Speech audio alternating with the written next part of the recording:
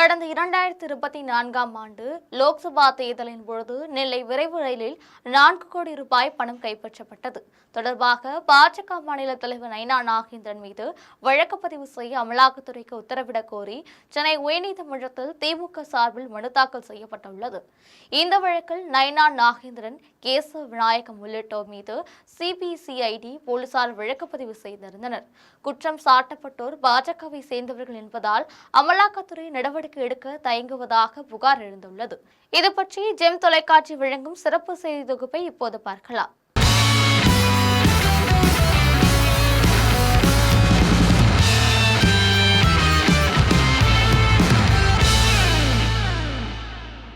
கடந்த 2024ஆம் ஆண்டு மக்களவைத் தேர்தலின் பொழுது நெல்லை விரைவு ரயிலில் 4 கோடி ரூபாய் பணம் கைப்பற்றப்பட்டது.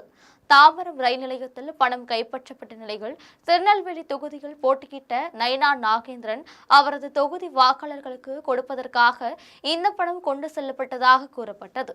ரூபாய் 4 கோடி பணத்தை எடுத்து வந்திருந்த 3 பேரை தாம்பரம் போலீசார் கைது செய்தனர். அவர்களில் ஒருவர் நைனா நாகேந்திரனின் ஓட்டலின் மேலாளர் சதீஷ் என தெரியவந்தது. விசாரணையில் ரூபாய் 4 கோடி பணம் நெல்லை மக்களவை தொகுதியில் பாஜக வேட்பாளராக போட்டியிட்ட நைனா நாகேந்திரனின் தேர்தல் செலவுக்காக அனுப்பப்பட்டது என்ற தகவல் வெளியானது. சென்னை பசுமை வழி சாலையில் உள்ள பாஜக நிர்வாகி கேவர்தனனுக்கு சொந்தமான உணவகத்திலிருந்து இந்த 4 கோடி ரூபாய் பணம் கைப்பற்றப்பட்டதாக கூறப்பட்டது.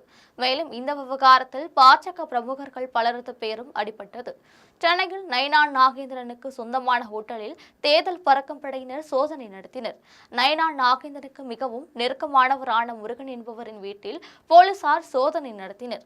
நெல்லையிலும் பல இடங்களில் சோதனை நடத்தப்பட்டது. இதைத் தொடர்ந்து இந்த வழக்கு சிபிசிஐடி போலீசார் வசம் ஒப்படைக்கப்பட்டது. இந்த நிலையில் இந்த விவகாரம் தொடர்பாக பாஜக மாநில தலைவர் நைனா நாகேந்திரன், தமிழக பாஜகவின் முன்னாள் அமைப்பு பொதுச் செயலாளர் கேசவ விநாயகம் ஆகியோர் மீது வழக்கு பதிவு செய்ய அமலாக்கத்துறைக்கு உத்தரவிடக் கோரி மாநிலங்களவை திமுக உறுப்பினர் கிரிராஜன் சென்னை உயர்நீதிமன்றத்தில் மனு தாக்கல் செய்துள்ளார்.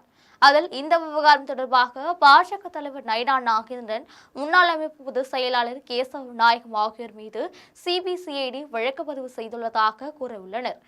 இந்த விவகாரத்தில் சட்டவிரோத பண பரிமாற்றம் நடந்துள்ளதாகவும் இத்தொடர்பாக மூல வழக்கு பதிவு செய்தும் இந்த விவகாரத்தில் அமலாக்கத்துறை வழக்கு பதிவு செய்யவில்லை மனுவில் தெரிவிக்கப்பட்டுள்ளது.